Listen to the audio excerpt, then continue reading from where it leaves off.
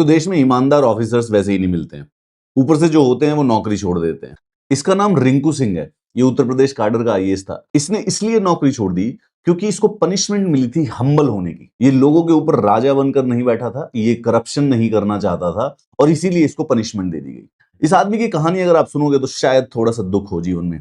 2004 में इसने पीसीएस की परीक्षा पास की थी। 2009 में एक 100 करोड़ के पेंशन और स्कॉलरशिप घोटाले का पर्दाफाश किया। इस पर्दाफाश करने की वजह से माफिया ने इसको 7 गोलियां मारी, 2 इसके चेहरे पे लगी। ठीक होने के बाद ये 2022 में दिव्यांग कोटे से आईएएस बने और इनको मिला यूपी काडर। अब इन्होंने इस्तीफा दे दिया है। क्यों? क्योंकि इनको फील्ड पोस्टिंग नहीं मिल रही थी। रीजन क्या है? इनको पुआयन डिस्ट्रिक्ट का एसडीएम बनाया गया था। तो इन्होंने पहले दिन ही एक एडवोकेट का क्लर्क था जो कि बाहर खुले में पेशाब कर रहा था, तो इन्होंने वहीं पर उस क्लर्क से सिटअप करवाए।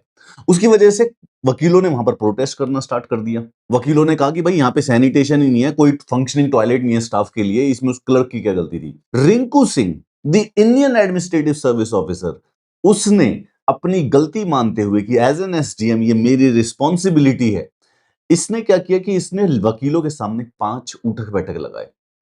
ये जो ह्यूमिलिटी वाला स्टेप था वो गवर्नमेंट को इतना नापसंद आया कि अगले दिन 36 घंटे के अंदर अंदर चार्ज लेते हुए उसको अपनी ऑफिसर को अपनी ड्यूटी से रिलीव कर दिया, उस एसडीएम की पोस्ट से रिलीव कर दिया और इसके बाद इसको भेज दिया रेवेन्यू बोर्ड लखनऊ पे पेड लीव पे। अब ये पिछले 9-10 महीने से खाली बैठा हुआ था, इसको फील्ड पोस्टिंग नहीं मिली थी, इसीलिए इसने अपना रेजिग्नेशन दे दिया, ये बोल के कि मुफ्त के पैसे क्या खाऊं।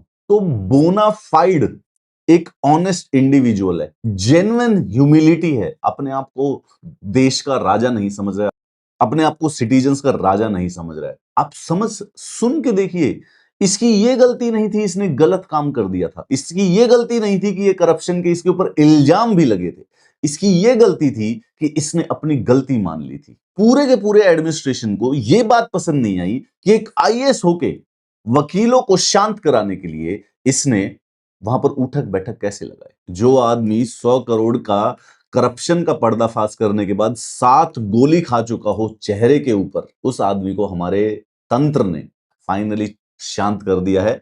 अब ये घर बैठेगा और किसी को कोई परेशान नहीं करेगा। और जो वो लोग राजा समझने वाले जो लोग हैं ना, जैसे कि मतलब, और वो जो लोग राजा समझते हैं अपने आप को, वही आईएएस और एसडीएम यहाँ पे मिलेगी।